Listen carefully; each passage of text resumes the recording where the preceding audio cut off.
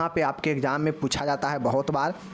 तो यह ज़रूरी है कि आपको जानना चाहिए कि फैमिली प्लानिंग होता क्या है, फैमिली प्लानिंग के कौन कौन से विधियां हैं, और इसके साथ में फैमिली प्लानिंग कराने में नर्स की क्या रोल है, क्या भूमिका है, बताना है। ठीक है, तो यह दोनों क्वेश्चन जो है हम इंक्लूड करके देखेंगे। आपके एग्ज़ाम में एक क्वेश्चन कई बार पूछ चुका है। ठीक है, चलिए हम लोग देखते हैं अच्छे से। नहीं, हिंदी और इंग्लिश दोनों में आपको नोट्स मिल जाएंगे डिस्क्रिप्शन में। वीडियो के कुछ देर के बाद डल जाता है तो आकर दोबारा से डाउनलोड कर लीजिएगा। परिवार नियोजन फैमिली प्लानिंग होता क्या है, आप लोग फर्स्ट ईयर में भी पढ़े हैं मेरे डियर। फैमिली प्लानिंग का मतलब होता है गर्भ निरोधक साधन की उपयोग में लाकर अनचाहे मतलब अनवांटेड गर्भ अवस्था से बचना ही परिवार नियोजन कहलाता है। परिवार नियोजन का अर्थ है अनचाहे गर्भ से मुक्ति पाना।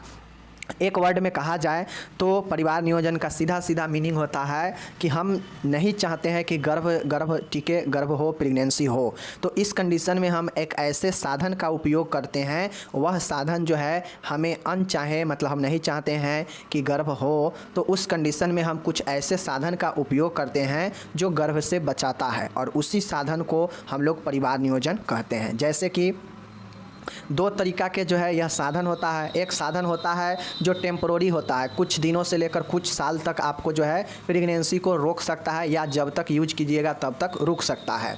लेकिन अस्थाई विधि में दो विधि ऐसा है जो व्यक्ति को अगर एक बार करा लेता है तो ज़िंदगी में कभी नहीं कराना पड़ता है, और उस व्यक्ति को गर्भ जो है नहीं हो पाता है, प्रेगनेंसी नहीं हो पाता है, और वह जो है गर्भ परिवार नियोजन होता है। तो एक परिवार नियोजन की अस्थाई विधि है और एक परिवार नियोजन की अस्थाई विधि है।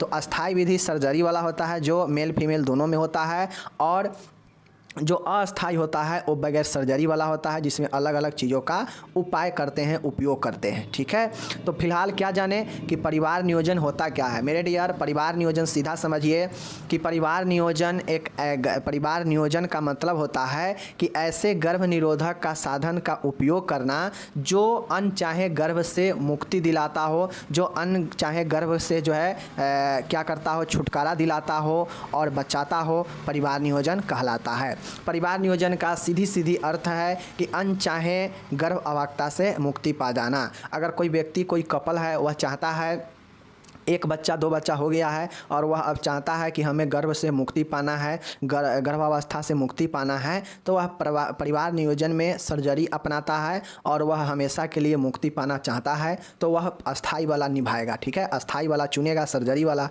अगर कोई ऐसा है जो एक बच्चा कर लिया है और दोबारा में वो सोचता है कि एक बच्चे में, तो कोई ऐसे कपल है, जोड़ा है जो एक बच्चा कर चुका है और वो अब चाहता है कि एक बच्चा होने के बाद कुछ सालों का अंतर किया जाए, तो अंतर लाने के लिए 1-2 साल 3 साल अंतर के लिए वह कुछ ऐसे साधन का उपयोग करेगा जो उसको कुछ सालों तक जो है आराम से गर्भ से छुटकारा दिला सकता है, तो वह अस्थाई हो जाएगा। ठीक है, तो ये सब है, या जब तक मन हो तब तक जो है हम नहीं कर सकते हैं, गर्भावस्था यानी प्रेगनेंसी नहीं हो सकता है, जब तक चाहेंगे तब तक ऐसे साधन हैं जिसका उपयोग किया जाता है। तो यही सब साधन जो है गर्भ निरोधक कहलाता है, और इसी गर्भ निरोधक का उपयोग जो है गर्भ को जो है गर्भ से छुटकारा पाने के लिए उपयोग किया जाता है। तो इसी को हम लोग परिवार नियोजन कहते हैं। चीज़ों को समझ गए, कोई दिक्कत नहीं। चलिए, ये समझ गए। अब यहाँ पे आप इस चीज़ को समझ गए, तो अब आपको समझना है कि विधि क्या है। आपको ऊपर में कहा है ना कि कौन कौन से विधि है, नाम लिखे। तो कभी कभी देखिए होता है कि कभी कभी जैसे देख लीजिए यहाँ पे परिवार नियोजन विधियाँ, मेथड ऑफ फैमिली प्लानिंग। तो मैं परिवार नियोजन कराने के 2 विधि है। परिवार नियोजन की 2 विधियाँ होता है फैमिली प्लानिंग का। एक होता है टेम्पोररी मेथड और एक होता है परमानेंट मेथड। मैं पहले ही बता दिया आप लोग को, ठीक है ना। अब एग्ज़ाम में ज़्यादातर जो प्रश्न पूछता है वह पूछेगा परिवार नियोजन क्या होता है, परिवार नियोजन के विधियों को लिखे और अस्थाई विधि के विस्तृत से चर्चा करें लॉन्ग क्वेश्चन में।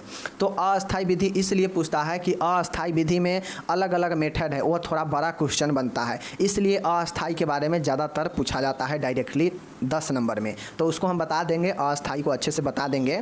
फिलहाल अभी इसके विधि के बारे में चर्चा कर लेते हैं कि कौन कौन से विधि है और इस विधि के अंदर कौन कौन से चीज़ें को अपनाया जाता है। ठीक है, पहला है अस्थायी विधि है। अस्थायी विधि जो होता है टेम्पोररी मेथड, यह परिवार नियोजन की अस्थायी तथा समान विधि है, नॉर्मल विधि है, जिनका उपयोग अवांछित गर्भ की रोकथाम एवं शिशु जन्म में अंतराल देने के लिए किया जाता है। अगर कोई कपल है, जोड़ा है, पति पत्नी है और उसके शादी के 2-3 सालों के बाद एक बच्चा हुआ, ठीक है, और वो अब चाहता है कि हमें इस बच्चे और जो दूसरा बच्चा हो उसके बीच में कम से कम 4 सालों का गैप हो, चूँकि अगर कपल चाहेगा तो एक बच्चा हुआ है तो दूसरा बच्चा साल भर के बाद ही हो सकता है अगर वो चाह लेगा तो ऐसे में उसका फ़र्क पहले वाले बच्चे पर पड़ेगा, उसका संपूर्ण विकास नहीं हो पाएगा। तो ऐसे में कपल अगर चाहेगा, जोड़ा चाहेगा कि एक और दूसरे बच्चे के बीच में जो अंतराल हो वह थोड़ा अधिक हो, ताकि जो पहला बच्चा है उसको अच्छे से देखभाल सब चीज़ हो सके, प्यार दुलार सब चीज़ मिल सके और हमें भी खुशी जीवन व्यतीत कर सके। तो इसके लिए वह दूसरे बच्चे के लिए जो भी वह चाहेगी कि हम 4 साल 3 साल का गैप रखें, तो वह अंतराल रखने के लिए जो सेवा का उपयोग करेगी जो साधन का, तो वह एक समान विधि हो जाएगा और यह एक अस्थायी विधि होता है। चूँकि वह 3 साल के लिए ही, 4 साल के लिए ही उपयोग कर रही है, तो फिर इसके बाद तो हो सकता है प्रेगनेंसी, तो यह अस्थायी विधि हो जाएगा। ठीक है या अस्थायी विधि, लेकिन यह जो है फिक्स टर्म या जब तक मन हो तब तक जो है इसका उपयोग करके गर्भ से बच सकते हैं। यानी अवांछित गर्भ मतलब हम नहीं चाहते हैं जब तक जो है गर्भ नहीं होगा, और इसका उपयोग अस्थायी होता है। आपको अवांछित गर्भ से रोकथाम तो करेगा ही करेगा, साथ में शिशु के जन्म के अंतराल को भी बढ़ाता है। ठीक है, तो यह अस्थायी विधि हो गया। ओके, चलिए उसके बाद इनमें निम्न विधियां शामिल है। अब ये जो पहला जो हम लोग मेथड ए नंबर देख रहे हैं अस्थायी टेम्पोररी मेथड, इसमें आपको अलग अलग मेथड, लगभग 4 मेथड आपको देखने को मिलेंगे जिसका उपयोग करके व्यक्ति जो है टेम्पोररी रूप से गर्भ से बच सकता है। ठीक है ना, अनचाहे गर्भ से बच सकता है। ठीक है, अनचाहे का मतलब क्या होता है कि नहीं चाहने के नहीं चाहना। ठीक है ना, कि हम नहीं चाहते हैं कि जो है प्रेगनेंसी अभी हो, तो वही जो है अनचाहा होगा। पहला होता है बैरियर मेथड, अवरोधक साधन। बैरियर मेथड जो होता है, देखिएगा इस विधि में जो पहला मेथड होगा बैरियर मेथड होता है। बैरियर मेथड मतलब अवरोधक साधन, यह रोध करता है, रोकता है प्रेगनेंसी को। जैसे मेल या फीमेल कंडोम लगाकर, ठीक है ना, उस यहाँ पे फीमेल है, यहाँ पे मेल कंडोम है, वेजाइनल क्रीम लगाकर। ठीक है, एक क्रीम आता है, जेली आता है, जिसका उपयोग स्त्री जो है अपने वेजिना पर करता है, तो उससे जो स्पर्म होता है वो वेजिना में जाते ही वह जो स्पर्म होता है वह डेथ हो जाता है, उसका नष्ट हो जाता है उसका प्रभाव, और जो लेडीज है वो प्रेगनेंसी नहीं हो पाती है। तो यह वेजाइनल क्रीम होता है। ठीक है, उसी प्रकार से वेजाइनल डायफ्राम आता है और फोम टैबलेट आता है और जेली आता है। यह सब का उपयोग जो है अवरोधक के रूप में, मतलब प्रेगनेंसी को रोकने के लिए एक जो है बैरियर के रूप में किया जाता है। Male condom, female condom, vaginal cream, vaginal diaphragm, foam tablet, jelly, ये सब बैरियर मेथड है जो रोकता है प्रेगनेंसी को अस्थायी रूप से। ठीक है, दूसरा मेथड होगा वह इंट्रायूटेरिन मेथड होता है। मेरे डियर, आईयूडी के मैं बारे में आपको अच्छे से पढ़ा चुका हूँ। ठीक है, आईयूडी के बारे में, इंट्रायूटेरिन डिवाइस के बारे में अच्छे से मैं आपको डिस्कस कर चुका हूँ। यह शुरू में ही पढ़ाए थे जब शॉर्ट क्वेश्चन शुरू किए थे। तो अगर आपसे अस्थायी साधन पूछेगा तो आईयूडी जो वाला है दूसरा नंबर, इसको वहीं से आप अच्छे से पढ़कर लिख दीजिएगा। ठीक है, बाकी जो इंट्रा यूटेरिन डिवाइस है जो यूट्रस के अंदर शिफ्ट किया जाता है, जो गर्भ को क्या करता है, अनचाहे गर्भों से बचाता है। अब देखिए यही इंट्रा यूटेरिन डिवाइस जो होता है, आप जब तक चाहिएगा 6 महीना, साल भर, 2 साल, जितना देर तक चाहिएगा आप इसको लगवा सकते हैं यूट्रस के अंदर। अब यह जैसे ही लगता है तो उसके यूट्रस के अंदर जो कंसेप्शन बनता है, जो प्रोडक्ट बनता है, जो निषेचन के बाद तैयार होता है, तो उस प्रोडक्ट को ही यह नहीं बनने देता है। ठीक है, इंट्रा यूटेरिन डिवाइस, क्योंकि यूट्रस में यह डिवाइस शिफ्ट होता है, इसलिए निषेचन के बाद जो है भ्रूण को जगह ही नहीं मिलता है विकास होने के लिए, जिसके बाद क्या होता है कि यह बाहर निकल जाता है। समझ गए चीज़ को? तो इंट्रा यूटेरिन डिवाइस का मतलब ही होता है कि इंट्रा मतलब अंदर, यूटेरिन मतलब गर्भाशय, मतलब गर्भाशय के अंदर, डिवाइस मतलब साधन, एक ऐसा युक्ति जिसको गर्भ के अंदर शिफ्ट किया जाता है, और वही इंट्रा यूटेरिन डिवाइस कहलाता है।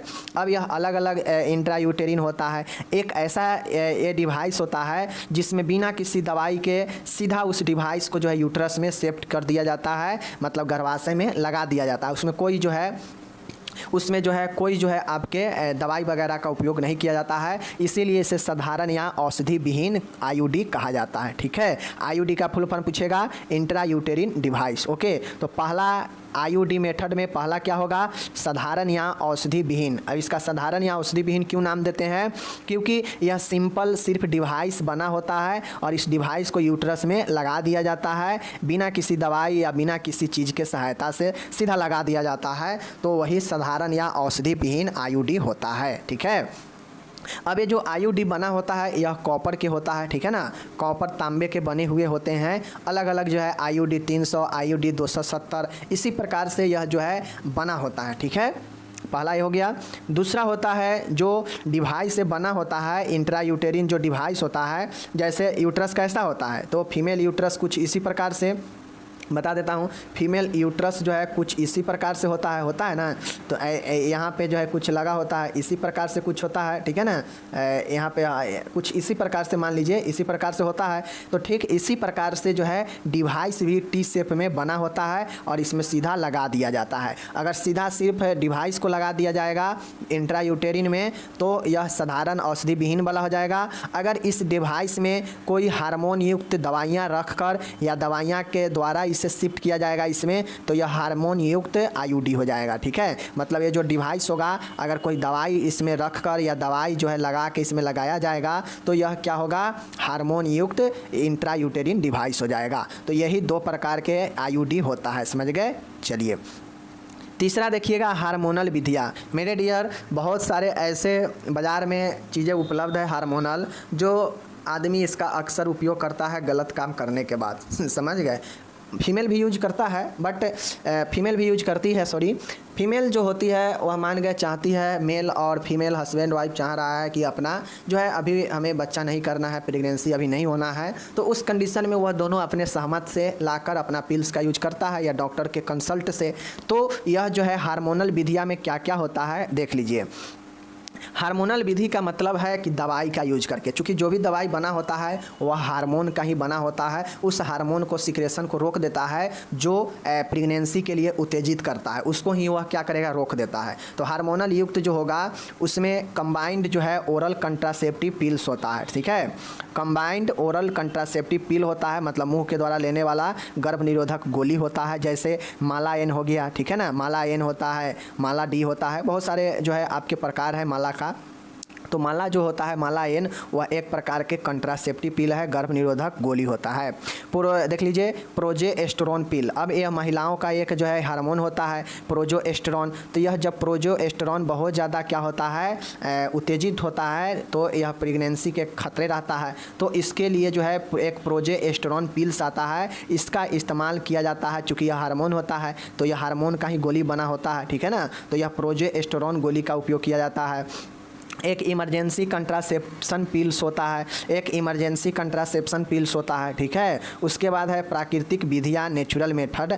तो देखिए नॉर्मली हार्मोनल युक्त कंट्रासेप्टिव में होता यह है कि यह 3 मेथड होता है। एक कंबाइंड ओरल कंट्रासेप्टिव पिल्स होता है, जिसमें बहुत सारे जो है दवाइयाँ का कॉम्बिनेशन रहता है और वह मुंह के द्वारा जो है लगातार लेना पड़ता है। ठीक है, सीरियली लेना पड़ता है। एक प्रोजेस्टेरोन पिल्स होता है जो हार्मोन वाला होता है, एक इमरजेंसी कंट्रासेप्शन पिल्स होता है। ठीक है, तो यह 3 पिल्स जो होते हैं यह नॉर्मली आपके हार्मोन वाला होता है जो गर्भ को रोकता है। ठीक है, चौथा है यहाँ पे देखिएगा, चौथा जो है प्राकृतिक मेथड है, नेचुरल मेथड है। और यह natural method option number A, अस्थायी विधि के आप नेचुरल तरीके से भी प्रेगनेंसी को रोक सकते हैं। मतलब ना कोई डिवाइस को यूज करना है, ना कोई गर्भ निरोधक कंडोम के यूज करना है, या नहीं कोई ऐसे पिल्स लेना है जिससे साइड इफेक्ट भी हो सकता है। आप चाहें, आपके अंदर अगर ताकत है, आपके अंदर अगर कैपेसिटी है, तो आप नेचुरल तरीके से, सहन शक्ति आपके अंदर है, तो आप नेचुरल प्राकृतिक तरीके से भी आप जो है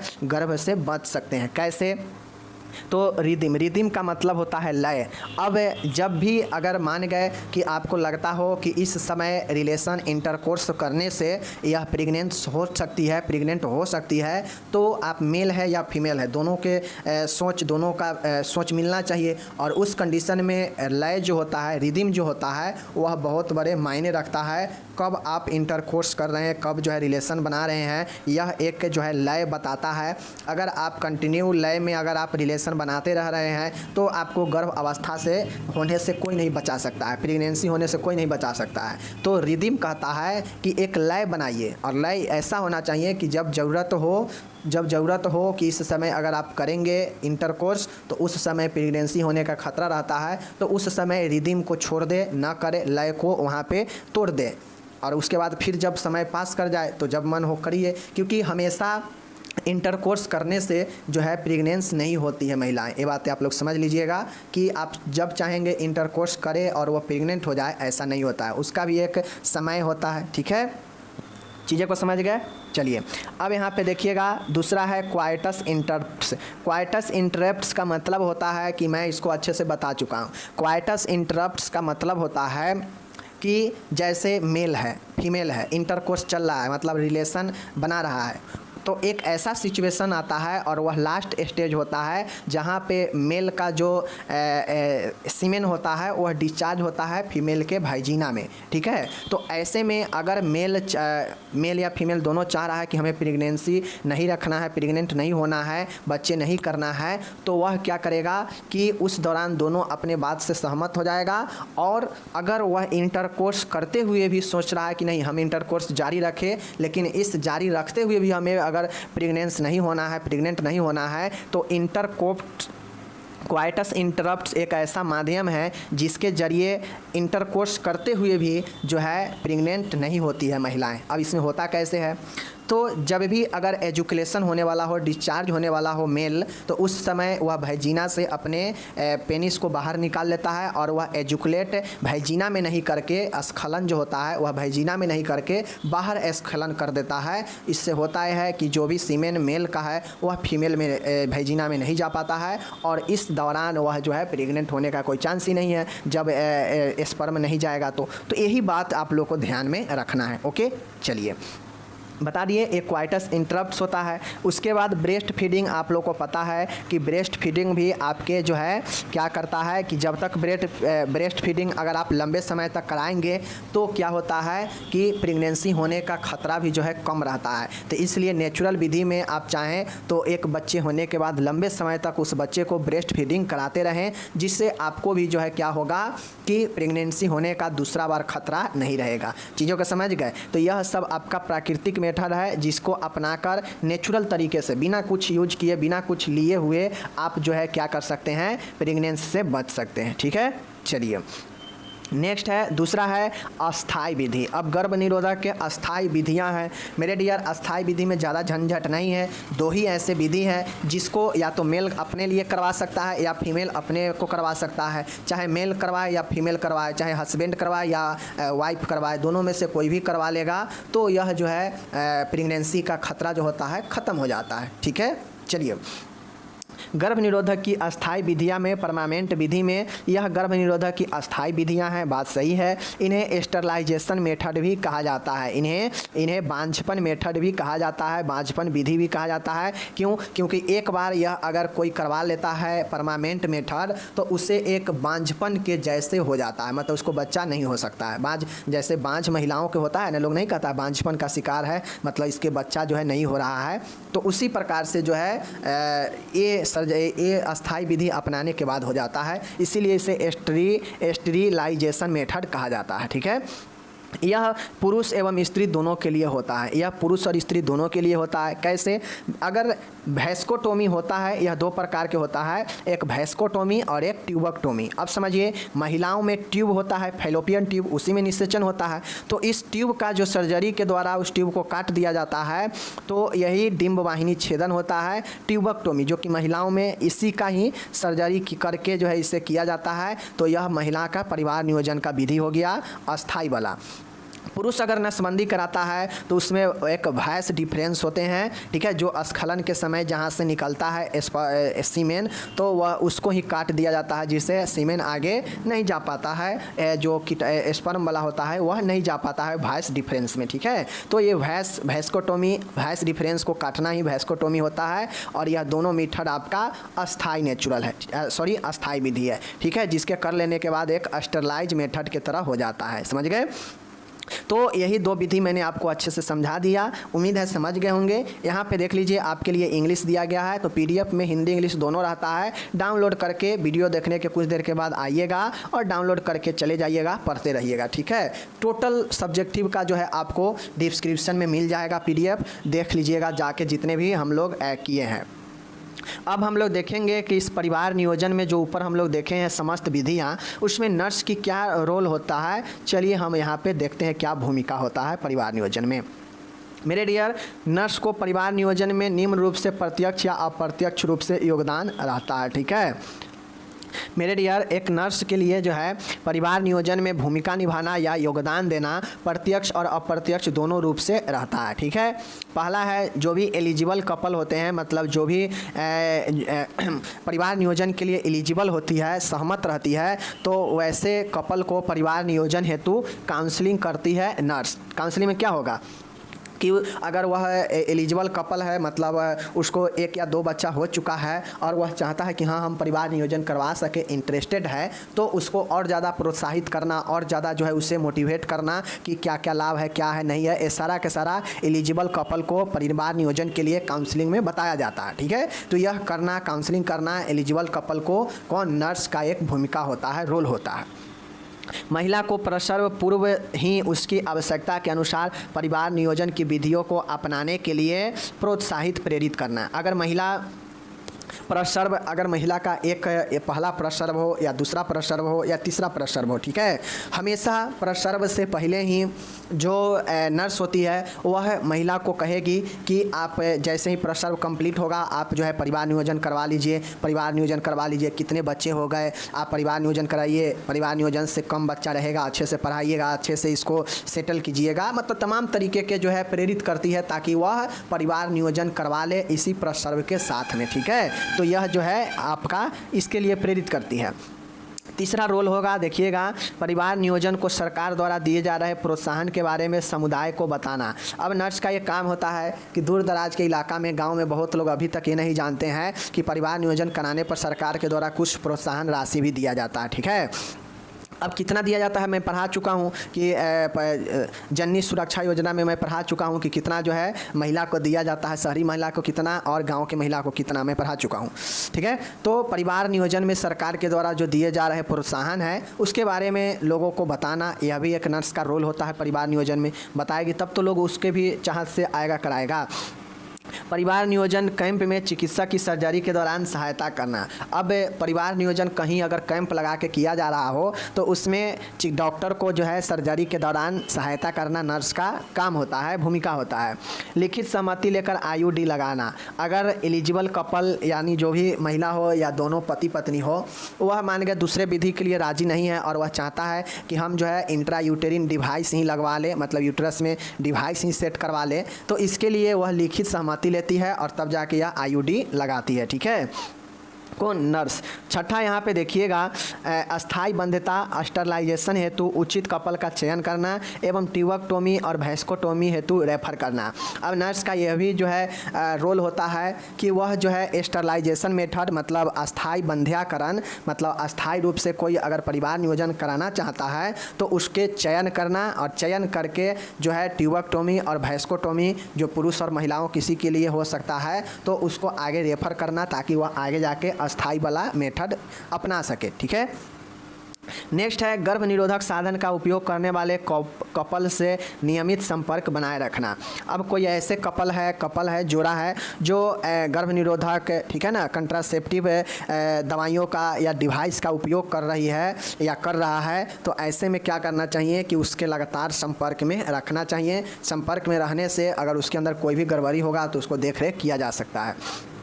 परिवार नियोजन पर मुक्त चर्चा है तो उचित वातावरण तैयार करना चाहिए। अब होता यह है कि गांव में देखते होइएगा महिलाएं इसके बारे में बात करने से शर्माती है, कतराती है, ठीक है। तो इसके लिए एक ऐसा वातावरण नर्स को तैयार करना चाहिए जहां पे एकदम फ्री रूप से एकदम मुक्त चर्चा हो सके, ताकि महिला अपनी बातों को एकदम बेझिझक रख सके। ऐसा वातावरण तैयार करना चाहिए। 9वां है ट्यूबेक्टोमी एवं वास्केक्टोमी के पश्चात कपल्स को फॉलोअप सेवा प्रदान करना। अब जिस भी कपल्स को ट्यूबेक्टोमी या वास्केक्टोमी हुआ हो वैसे कपल को लगातार फॉलो अप सेवा प्रदान करना चाहिए। यह नर्स का काम होता है, ठीक है, रोल होता है। नेक्स्ट है समुदाय के लोगों को छोटे परिवार के लाभ बताना चाहिए। अब समुदाय में, गांव में लोगों को छोटे परिवार का जो भी विशेषता है, लाभ है, उसको बताना चाहिए ताकि लोगों को समझ में आए और लोग करा सके, इसका फ़ायदा उठा सके, ठीक है। परिवार नियोजन कैंप के द्वारा अधिक से अधिक लोगों को गर्भ निरोधक साधनों के उपयोग के लिए प्रोत्साहित करना।